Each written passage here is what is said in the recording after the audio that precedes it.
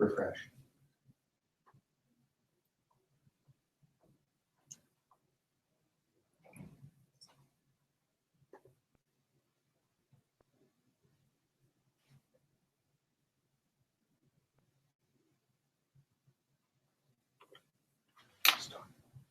Hey, good afternoon, everybody. Thanks so much for joining us for our second PCG Hangout. This afternoon, we're really going to focus in on managerial skills. Whether you manage a small team or a large team, whether you've been a manager for many years or you're new to the management game, I am certain you're going to walk away this afternoon with some new information that's going to help you succeed, which in turn will help your team succeed. I'm simply going to welcome you once again. Thank you for joining us. And then I'm going to turn the reins over to Glenn Pasch, who is the current CEO of PCG Companies. Glenn, please take the hot seat and Sure. introduce yourself. Come on in. Hey. Hi, everyone. Welcome to a lovely Monday afternoon. I will warn you if there are any interruptions, meaning I hear big knocks on the door. That's because my two young sons are here in the office today. They're off from school, so unless their Xbox blows up, we should be safe for the next time. So I have my notes here, so if I'm looking over here, it's not to distract what's going on, but now we'll get comfortable. So I want to see right now we have some people joining us. If you guys have any questions, again, please make sure you type them in here for me so that I can answer them, and we'll go from there. So again, I wanted to remind some of you or invite you or welcome you again to our Google Hangouts. The reason why we decided to do the Hangouts this year is because we wanted them to be a little bit more casual than the typical webinar where everyone is just showing slides and things like that. But we wanted to be able to have people join these casual hangouts, as well as meet all of our team here at PCG and get a chance to ask questions of the people who are in the trenches day in and day out, handling different issues with dealers, from digital marketing, from SEO, paid search, social, strategic decisions. Mark was on last week or a couple weeks ago talking about lead handling and things like that. That's what we want to provide here at these Hangouts. Casual atmosphere, interact with our team, understand some of the things that's going on, and answer your questions. So I hope a lot of you, as I said, I'll wait to see if we get any clicks here or questions back and forth. How many of you are running teams and or want to be running a team? And that's part of what we're going to talk about today. Some of the things that I feel are necessary for those of you who are currently leading a team, whether you're new at this or you're an experienced person running a team. Couple things that I've found in my years of training and developing teams and leading teams. I hope they'll be beneficial to you. So I know some of you may be asking, well, why should I listen to Glenn, who heads up a digital agency? Why should we be listening to him about managing and leading teams? So quick little history. I've been pretty much working since I was 13. Myriad of different jobs, from paper routes to odd jobs around the neighborhood. But about 18 years old, I ended up running the kitchen of a Perkins pancake house while I was going to college. So, just sort of thrust into running teams, making sure things are happening, because at the end of the day, you have people coming in for food and you have to deliver product right then and there. But it wasn't really until I moved into New York City and started working in restaurants there. I was bartending, I managed, I hosted, I was an expediter in the kitchen, meaning the person who ordered the cooks all the food. I did cook myself, I waited tables. So once you started seeing how all of those teams had to work together to deliver an experience, that really resonated with me, and I've carried that forward into all different types of business and training and coaching that I've done. My mentor at the time, a gentleman named Gene Fracchia, always said that food is a commodity. He goes, there's different tweaks and some people do it better than others, but at the end of the day, it's a commodity. We need it. It's the experience that's going to make my restaurant successful. The experience is going to bring people back in, not just the food. Very much like automotive, the car can be seen as a commodity, something that we need to have.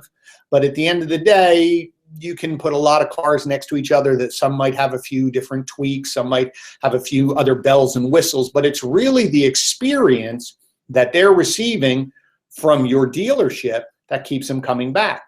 So I always put most of my training or start most of my workshops with a question. Think about why you go back to certain restaurants over and over and over again.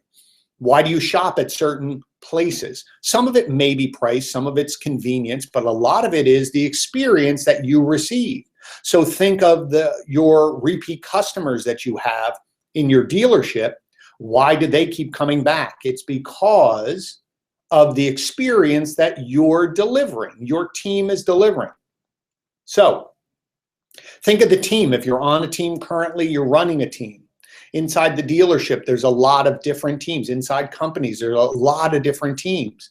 Your team is not working in and of itself by itself. It has to be working with other people, other departments. Either other departments depend on your department to move forward, or you depend on someone else to move forward. But again, they're all interlinked. And one of the biggest problems that I see in any business, especially dealerships, everyone's so focused on their own department and the success of their own department that they're not understanding how it interlinks with everyone else. Now, some of you may say, well, I'm a salesperson. My department is based on numbers only, Glenn. This whole experience thing doesn't matter. I have to hit my numbers. Well, go back to my mentor. All restaurants base on numbers as well. The shelf life of a new restaurant in New York City is 3 months, unless you're successful. So experience drives results. So don't get caught up on just numbers, because you can hit numbers and create a horrible experience for your customers. And long term, you're going to lose that repeat referral business, and you're going to eventually churn through your market, or your reputation in your market is going to be so bad that people are not going to want to come in. So that's why, or how I got here, and why I've been brought into different companies to help them. So what I'm going to focus on are probably 2 or 3 or 4 things in the next 20 minutes that you should be really thinking about with your team. These are the first few things that I focus on when companies bring me in to help them improve their performance. So before we dive in, I want to ask you a question. I want you to think about this. What the number 70 billion means. Pause. Anyone want to type it in?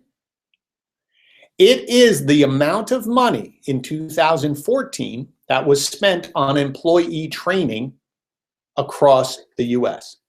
$70 billion. Think of that number. Think of how much money that's invested in training, possibly in your business or your dealership. So let's think about this. My notes over here. Let's dive into what we want to focus on very, very first. The first 3 things we're going to talk about today. Number 1 is the manager or trainer, leader of the team. Very important. Number 2 are the members of the team. We want to focus on them. And then lastly, accountability and process. So let's dive in first. The person who's leading a team. Maybe some of you have been leading a team, okay? Or you're going to get promoted to run a team. There's 2 ways that most people come into play when they are running a team. They're either promoted from inside, or they're brought in from the outside, okay? So let's talk about being brought in from the outside. A lot of times when people come in from the outside, there's some benefits to that, because you don't know any of the things that were going on. You don't know any of the results. You don't know the day-to-day problems that were going on. You don't understand any of the dynamics of the employees. So you're not caught up in that. You have very, very clear eyes when you walk into this new position to run a team. So that's helpful. The downside is you don't know the culture. You don't know the employees. So it may take you a little bit longer to adapt to what's going on. So it's very important when you come in as a new manager from the outside that you sit with your owners, understand what your leeway is in terms of your responsibility, what they're looking for, your time frame that you have to generate results. Okay? And then you're going to dive in and start working with your team. If you're promoted from the inside, there's some benefits and there's some hindrances, but the benefits are most people know you. You already know the culture. You're used to it. You may already know what happened, meaning why you got this position. Could be you're taking over a successful team. Whoever was leading it before got promoted, or you got brought in and promoted because something didn't happen. We didn't meet the results that we wanted. So again, gives you an opportunity to step in. You already, as I said, know the culture. So that learning curve is down a little bit. The downside is there might be a little jealousy. There might be one or two people on that team where they think, well, maybe that you should not have gotten that position. Someone else should have gotten that position. So again, there might be a little tension that you have to deal with. Now, if you're a viewer of this hangout, and let's say you're above everybody, and you're trying to decide who should run a team, what characteristics should we have for this manager or a trainer for a team? But the manager of a team, what are some of the qualities that I suggest or in my company? Well, some of the first things are communications. You have to have great communication skills if you are a manager. And when I say communication, not just the fact that you can stand in front of a room and get your point across or feel very confident in front of rooms, your team may not have that. It might be a very small group. What I mean by communication is that you're very clear and specific to get across, or what you expect. The fault or failure of some managers are they assume people understand what they're talking about. For example, if you say, well, I need a report on my desk on Friday. Friday's a very long time, but if I expect it at 10 o'clock because I have a meeting at 11, and then all of a sudden at 10 I walk over to the person who is generating the report and I go, where's my report? They're going to look at you and say, well, you told me Friday, so it's on my list. There can be a disconnect. There can be frustration. Performance. I need you to pick up performance. I need you to pick up your numbers. I need us to sell more next month. Do you see how that's open-ended?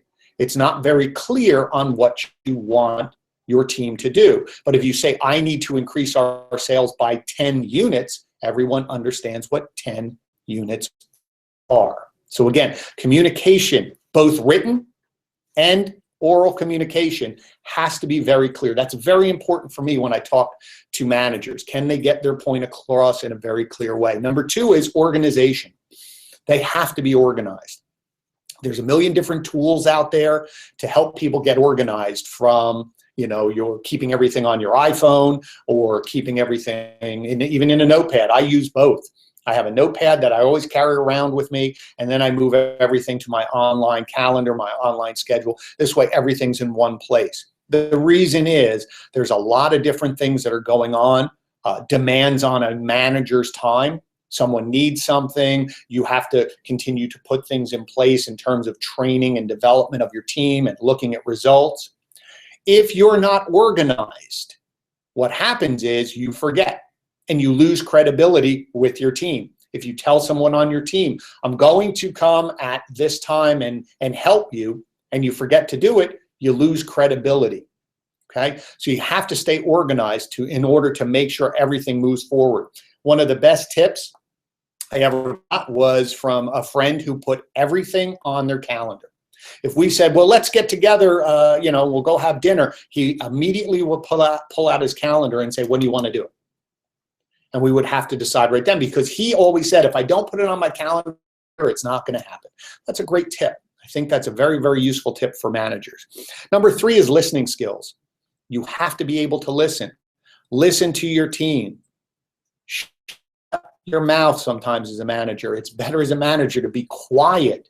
Your team is on the front line. What you think is happening sometimes may not really be what's going on. So it's important to listen to the conversations, listen to the dynamics, okay? Understand what's going on before you open your mouth, because again, your words as a manager are powerful. They sway situations, carry a lot of weight. So again, I would rather you take in the information, pause, think about it, communicate very, very clearly, very specifically, but listen first. Don't react. Don't cut people off.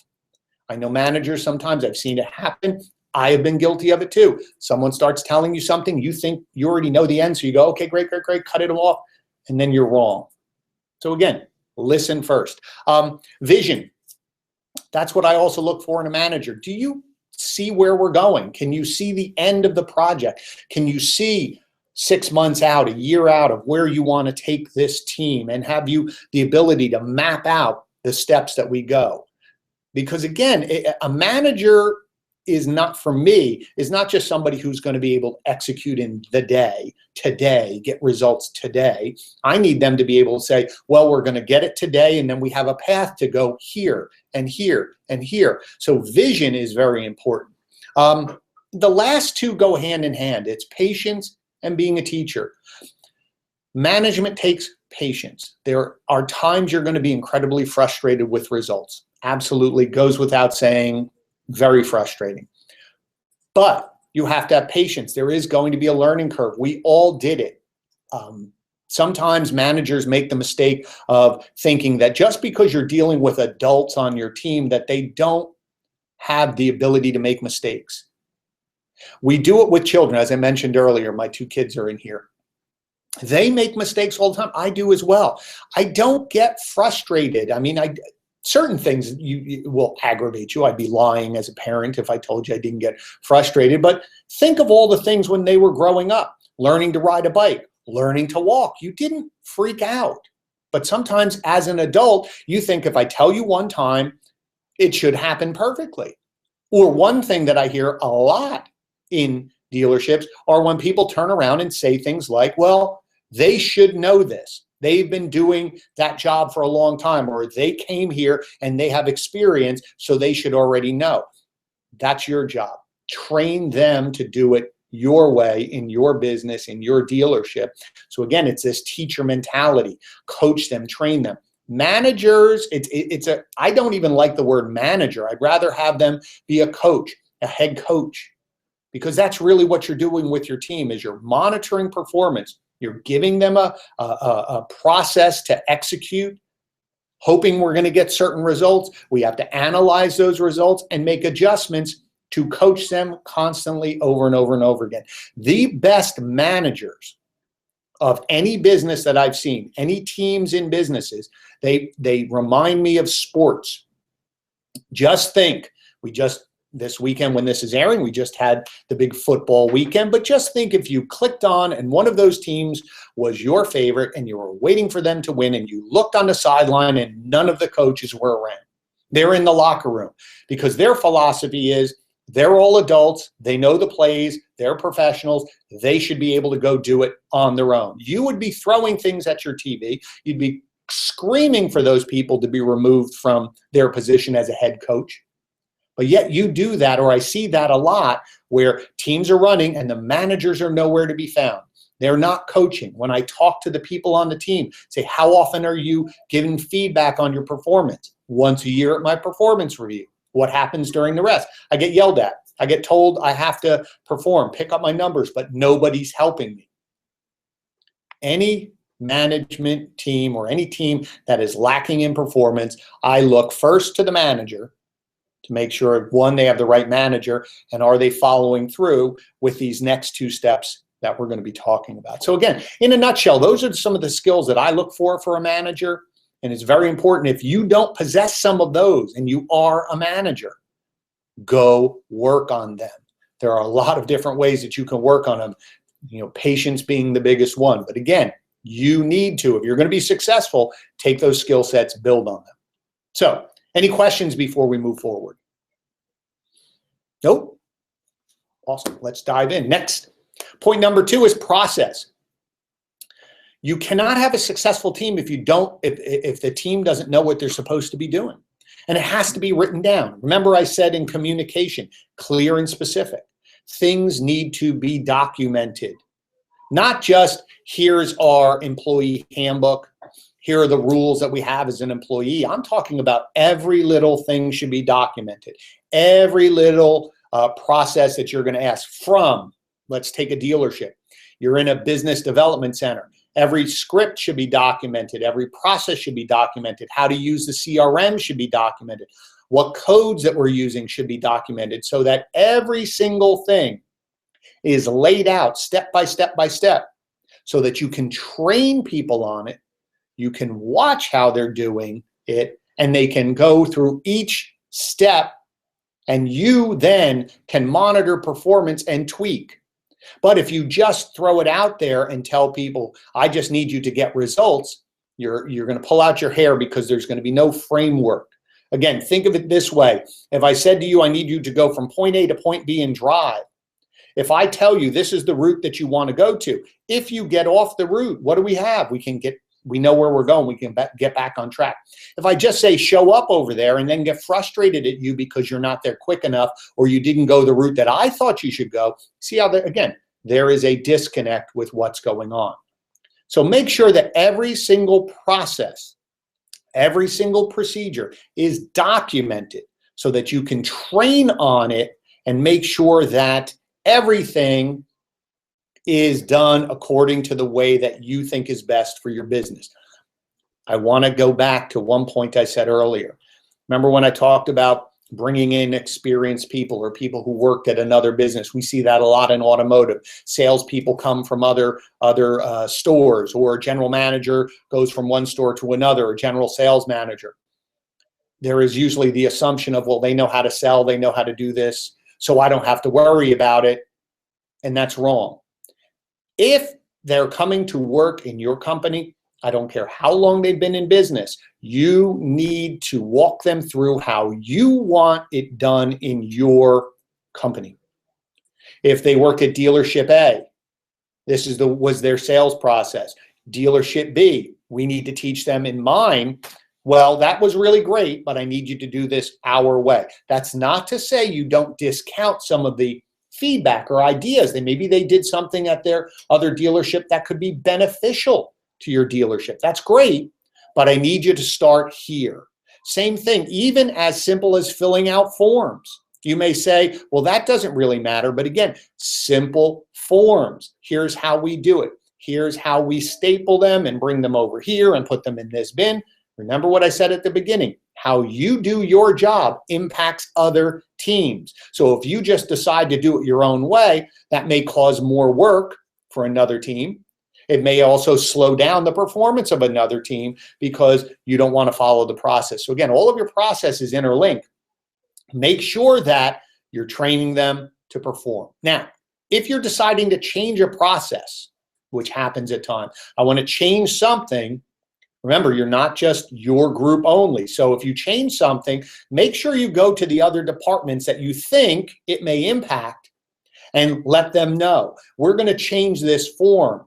It's going to be done this way. Does that impact your business? Does that impact your working in your department? Communicate. Other departments will love that feedback from you. And again, it'll show you as a manager, put you in a great position because you're thinking, remember what I said, vision, you're thinking about other people besides your team. Now, lastly, the biggest thing as a manager, and again, if there's anything that I can really hone you in on to help you succeed, it is follow-up and accountability. You have to have a process in place as a manager where you are monitoring results. Okay? Every single time you're monitoring results, you have to take a moment to get rid of emotion, put them to the side, both ways. I don't care if you exceed your goal by 200%. Great, but we have to dive in and figure out what did we do to hit that number so we can repeat that behavior. If I missed my goal, again, get rid of emotion. Look at the behavior that happened to see why we got those results and dive in and fix it. So in terms of accountability, it never stops. Ask yourself this question when you are on a team or you're managing a team. Maybe someone like myself comes in and we ask a few questions and you hear this line, well, that's what we used to do. Oh yeah, we used to do it that way. And then I ask, well, why did you change it? Oh, well, you know, the manager stopped looking, so we didn't think it was important, and so we just changed.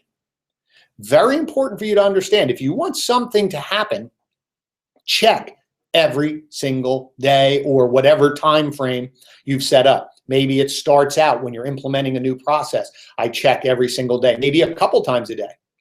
And then all of a sudden I stop and I go once a day, then every other day, or a couple times a week, then weekly, or twice a month, or monthly. But there has to be a point that you always check. You can't let performance go as a manager and just hope. And we see that happen a lot. Okay, start off the year, start off the month, we need to pick up our numbers, and then we wait till the end of the month to check. But by that time, it's too late. So we want to make sure that we're monitoring not only the group, but we're also setting individual goals for everybody on our team, and we're looking at their performance, helping them hold them accountable, continuing to coach, continuing to train to improve performance. So again, those couple tips for you in this hangout today, very, very important. As a manager, we want to make sure we have great communication skills. Again, we have vision, we listen, we have a coaches and trainers mentality all the time. We've documented all of our processes. We make sure that everything that we're doing is documented so everyone knows the roadmap, and we're training off of the same thing. So whether I'm coaching as a manager or someone else comes in to check something out and is working with my team, there's always the documented process we're training on. Okay. And then lastly, it's accountability. You've got to follow up. If you're going to just hope for results, it's going to be hit or miss. What we're looking for are consistent results that we can build on. So our team here have monthly meetings, weekly meetings. We check in all of the time, and we set specific goals. Every time people come into meetings, they know what I'm looking for, what information I'm looking for, and they're presenting it in a way that we're very efficient with our time, but we keep things moving forward. Now, I just want to, let me see if I can share my screen here. Actually, Glenn, just before you move on, we did have one question come in. Okay. The question was, as a manager, how important is it to being open to new ideas that aren't your own? Oh, great question. Great question. I would say I will speak personally. I'm always looking for new ideas. I want to encourage my team to feel like they're part of the solution. Remember, as a manager, I'm not in the day-to-day. I'm not doing whatever I'm managing to the level that they are. So they may have come back with some great ideas. So again, be open to them. The key is you have to understand when you can implement an idea or make a change. It may not be when that person wants it. Someone comes to you with a great idea. You don't want to say, well, no, we can't do it, and you sort of blow them off. Take the idea, figure it out. Why did you come? How do you think it's going to work? Okay, let's see. We can't do it this month, but how about if we try it next month? Or you know what? We have a process going on right now. We just changed one or two other things. If we change too many things, we won't be able to track it. The key is always encourage ideas. The best ideas I've ever gotten are not my own. As I said, the people in the front lines, they know how to make things work. So I actually want that. Makes me as a manager look better because people think it's my idea. But again, give feedback to your team. But great question. Any other questions from our folks out there? Nope, I think we're all set. Let me see if I can share my screen here. So where are we at here? Nope. I guess that won't let me share my screen there. So anyway, you can go to, for this class, we go in much more depth on our PCG training site. This is called the Manager's Toolbox.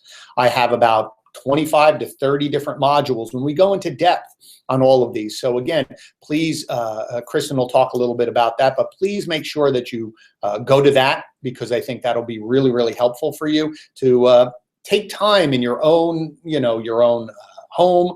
You can do it on a tablet, mobile. Listen and really go back and take time to really take in depth. Well, what about communication and different personality types on my team, because not everybody takes in information the same way. And well, what happens if I have to discipline someone? And I go through my personal 8-step coaching process that has been very, very successful to me. And I think all of those aspects of the manager's toolbox will really help you really grow. Manager, again, whether you're brand new or you've been a manager for a long, long time. I've had people who have been managing for 20 years send me feedback about the course and say it's really, really incredible, because they go, oh, I forgot that. Oh yeah, same thing. I used to do that. I think I have to refocus that again. Let me see if I can pop up on my screen here. If here's a manager's toolbox. Let's see. Is that? Nope. There we go. Nope. Stop that one. Here we go. Okay, I can't get my screen over here to show you the next one. But again, if you need to connect with me, you can connect with me on Twitter at Glenn Pasch, or connect with me on LinkedIn, or just reach out to PCG, and I'll be happy to answer any of your calls and chat with you. Kristen's going to pop in to wrap everything up. Again, thank you so much. She's going to talk about our next hangout. And again, thank you so much. If you have any questions, if I can ever be of service, please reach out to me. So thanks, guys. Thank you very much, Glenn. Very informative information. Just wanted to note again, Glenn did mention PCGtraining.com. It is a place where you can find out information on all the workshops that we have available. We do have the Manager's Toolbox workshop available. If you reach out and let us know that you were on today's Hangout, we can give you that workshop at a 10% discount. So just let us know. You can email me or contact Glenn. My email information is kristen.chiarello, CHIARELLO @pcgmailer.com, but we'll send that out in a follow-up. Also, wanted to let you know that we will be doing this Hangout again next month. Our topic will be fixed operations marketing using social media, and we will be bringing on some of our social media specialists to really share that information and help you boost your fixed operations marketing through social media tools. Thank you again for joining. Send us your feedback. Any questions that you didn't think of while the Hangout was going on, we'll be happy to answer them. Have a great rest of your day.